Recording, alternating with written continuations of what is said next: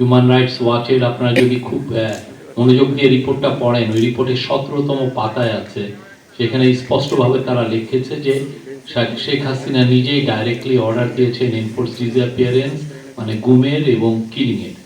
তো তারা অফিসারদের সাথে কথা বলেছে, অফিসাররা হিউম্যান রাইটস ওয়াচকে জানিয়েছে।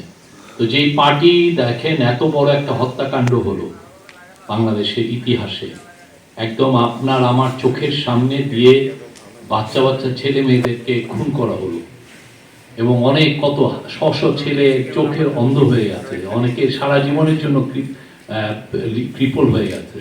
তারপরে এদের মধ্যে তো কোনো অনুশোচনা নাই, রিমোর্স নাই, রিগ্রেট নাই। এবং আপনি ওদের যদি ওয়ার্ডিং দেখেন, তারা আরো মিথ্যা কথা বলছে যে 3000 পুলিশ মারা গেছে। কত বড় জালিয়াতি, কত বড় মিথ্যা কথা। বাংলাদেশে যতদিন না তারা ক্ষমা চাচ্ছে, যতদিন না তাদের এই লিডারশিপকে ট্রায়ালের মধ্যে আনা হচ্ছে এবং তাদের সাবমিট টু জাস্টিস, এবং তাদের যতদিন না তাদের অ্যাকাউন্টেবিলিটির মধ্যে আসছে, ততদিন তাদের কোনো প্রোটেস্ট করার আসলে করতে দেওয়া হবে না। প্রোটেস্ট কোনো ধরনের কোনো, বাংলাদেশের মানুষকে আগে তাদেরকে আগে বিচারের সম্মুখীন হতে হবে। আমাদের স্পষ্ট অবস্থান এখানে।